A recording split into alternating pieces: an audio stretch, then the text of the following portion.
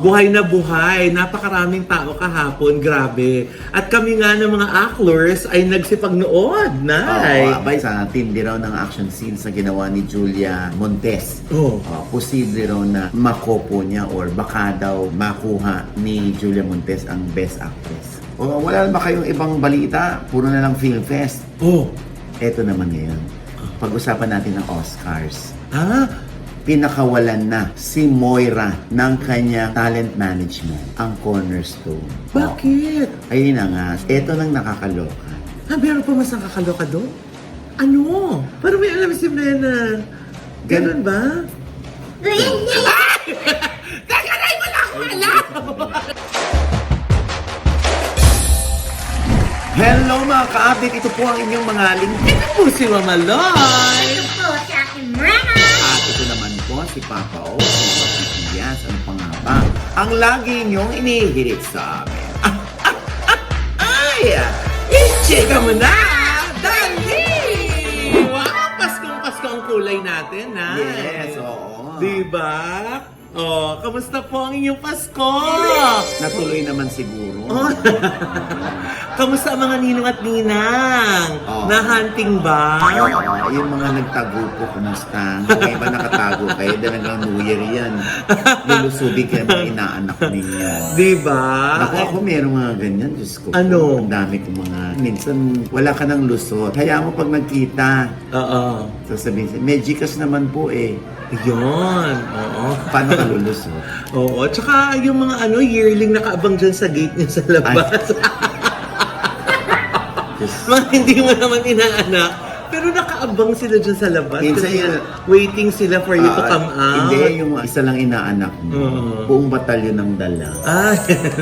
Siyempre, minsan lang naman ang Pasko. Oo naman. Kaya lang pag pinamihasa mo ng ganun yan, okay naman pala eh. Hindi, sa susunod, 2 batalyon ng dala. Ganon, di ba? Kung gawain ni ng Rene yan. Di ba? Simula na pala hindi natukoy mo. Talaga sa Pasay. Ay, ganun ba? O, kamusta naman, Brenna, sa Pasay? Nakakota ka ba? Kotang-kota, Mama Loy. Si It-It, nakakota? Oo, talaga. Photo yan. Uy, kuya! Uy, ay, Pasko! Tapos ano naman yan, di ba? Kung mali ba naman ng bata kung magkano na pera niya, hindi ba? Oo. Si Brenna rin ginagastos. Hindi ko yan nakatabi yung last year pa nakatabi pera Nakatabi, niya. alam ni Brenna kung saan nakatabi. Yung bata hindi alam kung saan nakatabi yung pera niya. Nakatabi. Andyan lang yan, nakatabi. Tapos pag hinanap na, Mami, say, ano ko? Nakatabi nga! Ayun yung, di ba, yung mga anak ko nga, yung panganay ko, 84, ang ninong at ninang. Wow! Yung pangalawa ko, 74. Wow! Tapos yung isa, 56. Pang-apat, 48. Oh! Tapos 40 na lang yung Si Mira? Oo. Ba't naman Ganun na pababa lang. ng pababa yung number? Eh, chef, naubos ko na lahat ang kaibigan. Buti na lang walang pumang-ani, wala ka na makukuha. Pero sa akin, hindi ako na, oy, pamasko mo sa Oo inaanak. nga, oo. Hindi, pag gusto niyo magkusam-kusap, pag hindi, okay lang Tama. naman. Hindi naman magiging meet siya ng friendship natin yung kung hindi kayo makakapagbigay, ano. Oo. Oo, kasi katulad din ako, minsan nakakalimot din ako, ang dami ko rin Ang sa inaanak. dami. At saka yung hindi mo nakikita, yung malaki na pala, hindi ko nakita ever. Di ba? Ang laki na ng utang mo sa inaanak mo.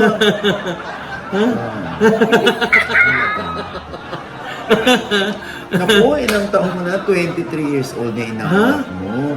23 times, mga ganun pa. Ganyan pa sa'yo. Diyos ko. Ay, naku. Anyway, tuloy pa rin tayo sa ating balitaan, ano? Yes! Siyempre na. Ngayon ay December 26. Oo. Kahapon ay Pasko. Pero patuloy pa rin ang pamamayagpag. Ng mga Film Fest entries. Ay, Yan, nakulay. oo. Buhay na buhay. Napakaraming tao kahapon. Grabe. At kami nga ng mga actors ay nagsipagnood. Nay. Oo. Eto, oh. Ayan nga, Nay. Naku, nandito tayo ngayon sa Robinson's Galleria.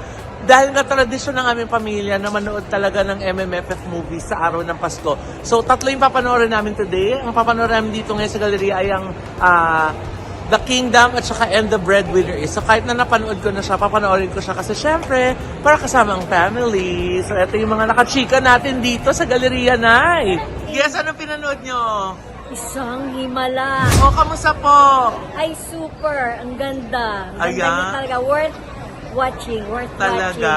O, ano po pinanood nyo?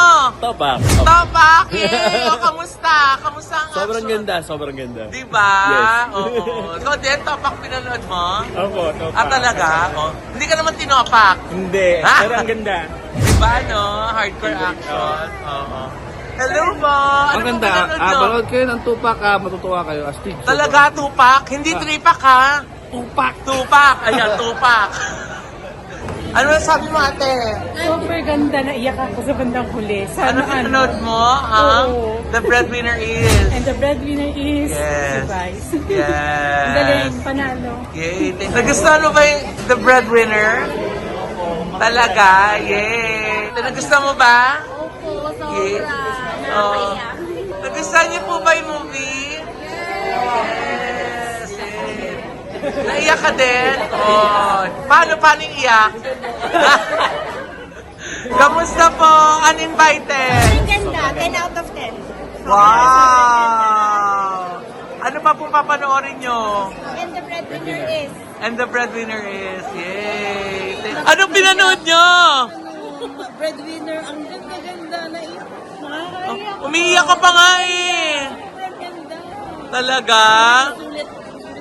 Breadwinner, kamusta? Talaga? Naiyak po ba kayo? Yes, super. Ano naman sabi mo sa Breadwinner? Sobrang ganda. Matawa ka din. Talaga, yay! Kayo rin po nanood? Yay! Basta ang Breadwinner? Okay naman po. Talaga, every Pasko, talagang hindi nagpapaano si Vice na magpatawa. Diba? Nakakawala ng problema. Yes, ano po pinanood nyo? Kingdom po. The Kingdom? Oh, kamusta po? Maganda po. Maganda istorya. Maganda? Nagustuhan mo ba, baby? Wow! Kamusta po ang The Kingdom? Nako, masaya yet historical. Saka doon ko po natutuhan bilang Pilipino kung ano nga ba ang Pilipinas kung hindi tayo sinakop ng dayuhan. Nagustuhan niyo po ba ang The Kingdom? The Kingdom pinanood niyo, ma'am, di ba? Oh, how was it? Yay! Thank you! Kamusta ang The Kingdom? Great films. Wow! Great stories. Yay! Ako, in fairness sa sa The Kingdom, nagustuhan ko siya kasi yung kwentong harian tapos katutubong Pilipino, ang galing. At saka kakaibang Vic Soto yung mapapanood niyo dito, walang comedy. Talagang kaya pala ni Bossing mag-straight drama. Congratulations! Siyempre, Piolo Pascual, talaga namang napakahusay na actor niya. At si Sue Ramirez and si Christine Reyes. At ang nag-isang si Lucero din, di ba? Kaya congratulations sa The Kingdom. Panoorin nyo. Maganda. Ano po pinanood nyo? Espantaho po. Espantaho, kamusta? Maganda po. Talaga? Yay, natakot ba kayo? Oo, sobrang nakakatakot. Ang galing. Uulitin ko pa panoorin. Ha? Uulitin ko pa. Ulitin mo pa ulit? Ay! Parang basta Chito Ronyo. Maganda Di ba? May iba na po ba kayo napanood? Yung kaninang morning si Uninvited. Uninvited? Maganda rin. Maganda din? Ang galing ni Ate Bing, galing din. Talaga? Ano pinanood nyo? Pantaho. Espantaho, kamusta? Natakot ka ba? Opo. Ay, talaga? Ano po pinanood nyo? Uninvited.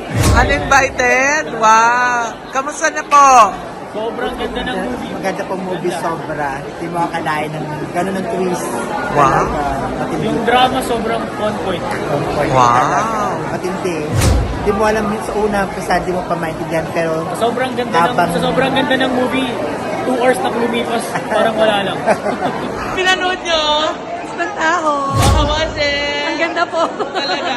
Wow, yeah. Oh, ano mo na pinanood mo? Espantaho. Kamusta? Okay lang naman siya, ma. Perfect siya. Recommended siya this, Oh. MMFF 50 years. Wow. Tama mali. Ano pa papanoorin mo? Po? Ano pa ibang papanoorin mo? Ano po, The Breadwinner is. Yeah. Siyempre, may vice yan eh. Yeah. Naku nay, sumugod nga sa mga sinehan ng ating mga kababayan para sa Day 1 ng taunang Metro Manila Film Festival. Sold out nga ang ilang mga screenings sa iba't ibang sinehan. Pero lahat naman ng mga pelikula ay may pila. Patunay na iba-iba talaga ang panlasa ng mga manonood. Bumisita sa ilang cinemas on Christmas Day si Meme Vice Ganda na mukhang isa sa top 3 ng Day 1. Sila Enrique Hill naman ay nag-mall visit kasama ang kanyang mga co-stars. Nakakatuwa na halos lahat ng nakausap natin ay sinabing nagandahan sila sa kanilang napanood na pelikula at sinabi rin na sulit ang kanilang panonood kahit nga masama ang panahon on Christmas Day. Congratulations at sugod po tayo sa ating mga sinihan. Suportahan po natin ang 10 mga kalahok sa MMFF 2024. Ayan. So, congratulations. Yes, grabe. Sana ay magtuloy-tuloy at sana hanggang dulo as in yung number 10 kumita din. Oo, lalo na kung may Oo. extra po kayo, bigyan nyo ng pagkakataon yung iba pa mga pelikula. Correct. Baka ma-surprise kayo, magugustuhan niya pala. Pero totoo pala talaga yung sinabi mo sa Green Bones na. Ay, grabe. Diba? Sabi ko sa'yo. Ang hagulgul ko. Mugto-mugto yung mata ko. Ayan, nanood kaming Green Bones. Oh, pati si Marta umiiyak. Naiyak anak. Sobrang nakakaiyak. Ganda! I love it. Tama si Nay Oji. Kumusta po ang Green Bones? Nakakaiyak. Talaga? Sobrang ganda. Ang galing. Talaga? Ano po pinanood nyo? Green Bones po. Green Bones, kamusta po? Buti po nakakaiyak. Nakakaiyak? Talaga, umiyak kayong dalawa? Pati po yung nanay ko nasa loob pa po. Talaga? Wow! Uy, baka sabihin naman nila, bayad ka ng Jenny Public Affairs. Bumili po ako ng ticket para sa buong family that diba? prays together, stays together. Pero syempre, yung gustong manood naman ng hard action topak. Yes! Panoorin niya ang husay din dyan ni Arjo Atayte. Ay naku, yung mga nakausap ko na nanood ng Topak na talagang ano daw, sulit. Oo. Action daw, action Hollywood. Marami nga ang humuhula Parang sa tindi raw ng action scenes na ginawa ni Julia Montes. Oh. Posible raw na makopo niya or baka daw makuha ni Julia Montes ang Best Actress. Ako na kasi as of yesterday, yun ang mga napanood ko pa lang yung Green Bones, My Future You, Topak, at saka yung kay Meme Vice. 4 pa lang yung panood ko. Doon sa 4 na yun, mukhang malakas para sa akin si Julia Montes. Ikaw na, medyo mas marami-rami ka Sino sa tingin mo ang maglalaban? Mahusay si Judy Ann Santos sa Espantaco. Mahusay pa rin. Kumbaga wala pa rin kupas ang acting. Oo. Si Ate V naman panood ko rin. Doon naman sa Uninvited. Siyempre, wala pa rin kupas si Ate V.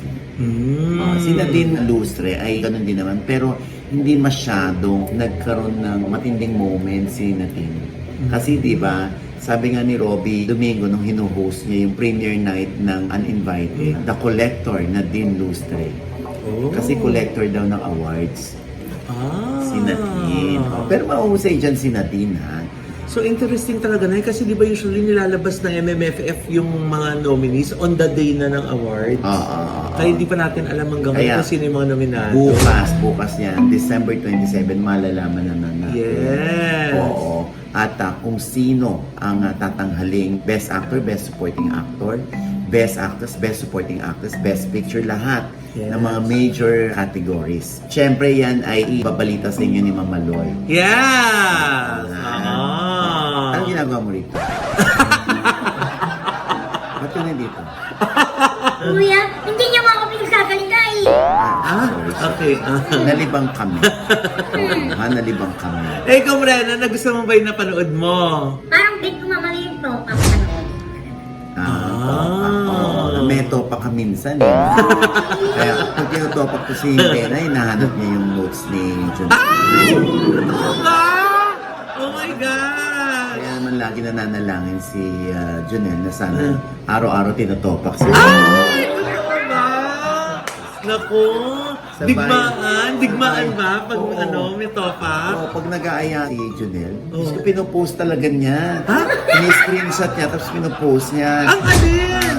Beb, sa Beb, IYOT tayo mamaya. Ay! Talaga? Totoo ko yan. Totoo ba, Brenna? Gusto ko nakakaloka. Nakakaloka ka. Ina-announce mo pa. Buti hindi sila nagkakagalit. Ano?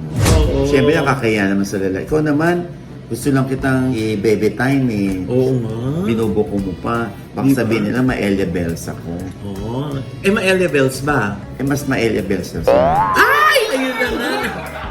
Uy, pero na, teka lang ha, ang lakas ng pelikula ni Meme. Kasi yun lang yung halos pwede bata eh, di ba? Yung may temang pambata. No, pati yung My Future You.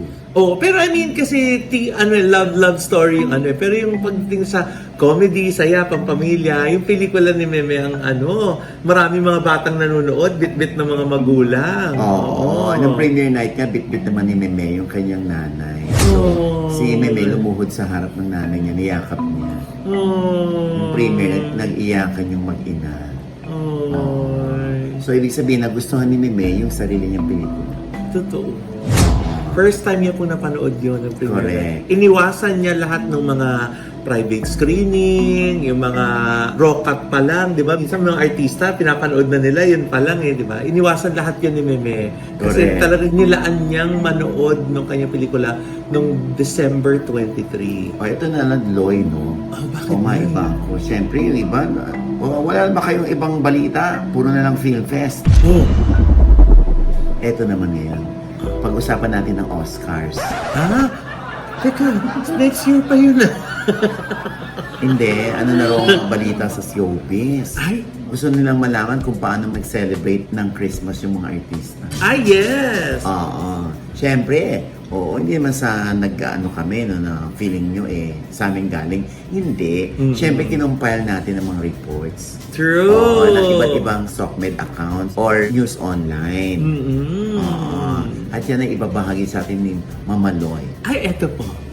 Nakakatuwa nga na yung mga family Christmas post ng ilang celebrities suot ang kanilang makukulay at terno-ternong outfits gaya ng pamilya ni megastar Sharon Cuneta Pangilinan at Catherine Bernardo.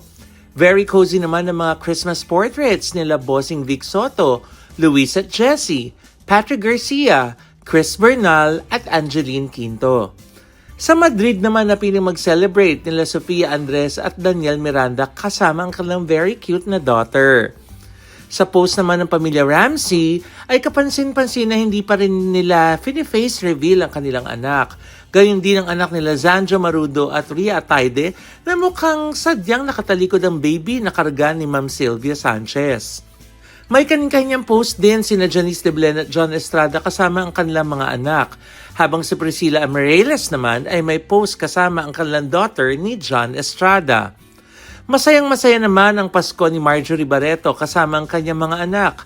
Habang si Dennis Padilla naman sa kanyang post ay isa-isang binanggit ng kanyang mga anak at naghandog ng Christmas song para sa kanila. Oh, kuya, wala ka na ba ibang chika? Wala ka na ibang sinabi. Ito na nga, may nag-chika sa atin, isang source. No? Ang sabi sa atin, pinakawalan na si Moira ng kanya talent management, ang cornerstone. Bakit? Ayun na nga. So, ang mga nakarating sa ating chika, una, may attitude daw noon pa si Moira. Pangalawa, nagde-demand daw si Moira ng mga anong plano nyo sa akin? Ano bang mga gagawin ko pa? Lately, wala tayong nababalita ang mga pinasikat pang awitin ni Moira. Oh, wala. So, yung pag-attitude daw ni Moira ay malaking factor para mag-decide daw ang cornerstone na siya ay bitawan na. Totoo So, ba yan? So, paano nangyari na? Si Moira yung nagpaalam na alis na siya? Hindi, siya yung binitawan. Ngayon, nakiusap pa si Moira. Sabi ni Moira, baka naman pwedeng co-management. Ibig sabihin, may manager siya, yung kanyang team, tapos yun ang co-manager ng Cornerstone. Ayaw na ng Cornerstone daw. Tapos malaki raw na bahagi ng mga desisyon ni Moira yung kanyang boyfriend ngayon. Bakit? Anong kinalaman ng boyfriend na yun? Non-showbiz yata itong boyfriend niya Oo. Tapos eto na. So, hindi pa nagkakakalasan. Ito lang ang kwentong nakarating sa atin na hinihimok daw ni Moira yung kanyang road manager na sa kanya na sumama. Mag-resign na bilang road manager sa Cornerstone at sa kanya na sumama. Kasi matagal niya siguro nakasama. At ang nakakaloka nito, Oh. one time nag-usap si road manager sa si Moira para sabihin na, oy, sa akin ka na. Tayo na mag-establish. Mag-resign ka na sa Cornerstone. Mag-establish ng ano? Nang career niya ulit. Akala ko ng sariling agency. Oo nga, yun siya mismo i-manage. Ito nang nakakaloka. Oh, meron pa mas nakakaloka doon? Ano? Habang kausap yung road manager, naka-speakerphone yung road manager, naririnig ng Cornerstone. Ha? Awkward. Totoo ba? Ano yun, nag-iimbento lang ba ako? Yan lang yung nakarating sa akin. Oo, syempre gusto pa rin nating marinig mula kay Moira kung ano ba ang totoo rito. Oo, una, totoo ba Moira na nag-attitude ka na kaya hindi ka nakinaya ng Cornerstone at binitawan ka na? Pangalawa, totoo bang may nangyaring ganon na parang unaware si Moira na habang kausap niya yung road manager ay naka-speakerphone ito? So parang yung pinipirata niya yung kanyang road manager from the company. Oo, pero ang loyalty ng road manager ay sa Cornerstone daw. Oh. Ay ba, ano yan kasi ako kilala ko ang Cornerstone, mabait talaga sila. Mabait sila. Kasi ganito lang naman Totoo. yan. Oo, hindi naman araw-araw Pasko ang karir ng bawat artista. Pwedeng sikat ka ngayon, sikat ka next year, biglang may sumulpot na parang katulad mo, medyo tatamlay ang iyong karir. So, hindi naman araw-araw yun, Pasko, ibig sabihin, hindi araw-araw may racket ka, hindi araw-araw sikat ka. Oo. Kaya nga na, di ba, ang mga kontrata, mga management contract, annual, kada taon, di ba? Dahil sa taon na to, ito yung mga mangyayari. Pero kung kailan mangyayari yung mga yun yung hindi pa sure, di ba na? Oo. Pero basta yun yung pinapangako sa kontrata mo na ganito yung kikitain mo, Oo. ganito yung mga proyektong gagawin mo, di ba? Oo. Pero kung kailan yung mga yun, malalaman mo pala, magta-transfer pa lang as time goes by. Correct. Oo. Nakakasad, no? Kung totoo man ito, ha? Tingin mo na, wala nang chance na magkabalikan? Hindi ko alam. Sa totoo lang. Ako kasi, ganyan pag may attitude not necessarily si Moira ang tinutukoy ko, Sa akin kasi, pag may attitude, umpisa pa lang na babanaagan ko na yan. Pwede ko na siyang sabihan, suhetuhin, sawayin. Pag hindi nagpasaway, pag hindi nagpasuheto, yun na, pwede ko nang bitawan. Gaya nino. Sinong talent mo? Hindi, kunwari nga lang. Naku, kuya. Kunwari lang. Bakit? Eh, Uwe. Parang may alam si Mena. Parang may alam si Mena. Ganun ba?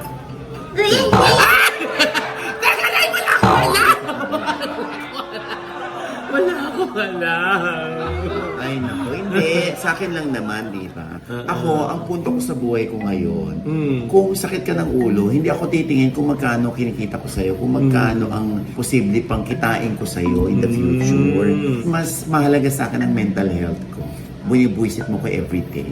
Maghiwalay na lang tayo at i-save na lang natin yung friendship. Ganun ako lagi. ngayon yun, kuya. So, dati hindi ganon. Hindi, ikaw na magtumukoy. Ikaw na. Hindi, baka mas may alam ka kaysa sa akin. Sino yung tumukoy ko? Wala kang masabi, hindi ba? Eh, kuya, kaya naman sabihin ko, ipapa-edit out mo din yun.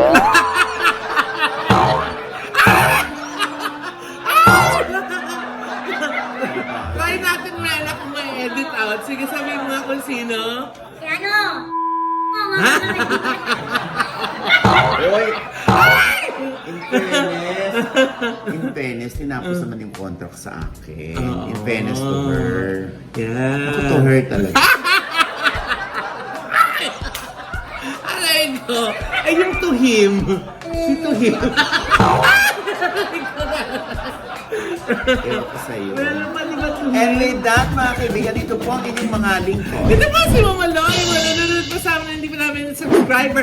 Pamasko nyo na po sa amin ngayong Pasko. Mag-subscribe na po kayo. I-click nyo na po yung subscribe button na nandun sa ibaba. At kung naibigan po yung aming episode niya at meron kayong komento sa lahat namin chika, comment below, click the like button at huwag kalimutan i-click ang notification Dahil bell. pag kinlik niyan kayong unang-una manonotify na meron kaming latest update, ha? Yes. Siyempre pang kanya-kanya naming channel. Yes, sana mag-subscribe po kayo sa channel ko. That's Namaloy. N-A-M-A-L-O-I. Pati po sa aking mga other social media accounts, sa Instagram, sa Facebook, at saka sa Twitter. And thank you so much to Envy Skin Beauty and Wellness Center for our beautiful skin, face, body, and wellness. Diyan po sila sa Mother Ignacia, tapat lang po ng ABS-CBN sa Grandia Place. Diba? Diba? Oo. Diba? Oh.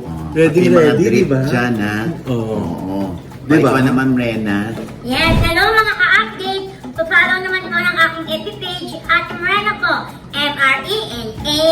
Thank you mga Rika Lipstick. Oh, di ba? Nag-makeup pa siya. Talaga para magamit niya yung lipstick na regalo ko na. Ganda, Naging di ba? lipstick ka na lang. Oh? Ayaw naman. Ganda, Bobby Kim Ray. Oh, anyway, ang akin namang panayam, syempre pa, kay Gladys Reyes at kay Christopher Rojas. Ayan ako. Kung saan merong ibubuking si Christopher Rojas tungkol dito kay Gladys, ha? Ay! At syempre pa yan ay sa OGDS Inspires. Yan. O ang ating pasasalamat din sa The Brand Bar. Malapit na, ha? Matatanggap nyo na yung mga imported clothes. Totoo ba? Oh, yung mga branded shirts. Oh. Ayan, oo. Legit yan, ha? Hindi yan fake. Talagang galing sa US yan. Ah, talaga? Ang mga tinitinda ng The Brand Bar. Ah. Oo, ha? At syempre pa ang ating pasasalamat sa Sushify. Ayan, pinakamasarap na baked sushi. Yes. At ang syempre ang The Hungry Sibs para sa kanilang napakasarap na baked lasagna, Mm. baked potatoes, baked nachos, Yes. baked salmon, Yan. at ang kanilang baby back ribs. Yan. Nako, ayan. Order na kayo, ha? Diyan sa medianoche ninyo. Yan. Celebration ng pagsalubong ng bagong taon para hindi na kayo nagluluto. Mag-advance order na po Oo. kayo bago kayo masaraduhan. Oo, hindi ba? Ayan, at syempre pa, ito pa rin po yung lingkod, Papa Oz and OG Diaz, na lagi nagsasabi at nagpapaalala sa inyo na sa tuwing gigising po tayo tuwing umaga, huwag na huwag po tayong makakalimot, ha? Na magpasalamat sa Panginoon. Dahil tayo kanyang ginising, ibig sabihin, may mission pa rin po tayo sa buhay. Sabay sabing, Every gising is a blessing! At ano pa nga bang lagi niyong hinihilig sa akin? Ay! Ichika mo na! Dali! Pero sinabi talaga ni Brenda, hindi mo ba yung i-bleep? Don! Ito ha, yung mukha nito, i-blur mo. Takpan mo yung pagmumukha nito.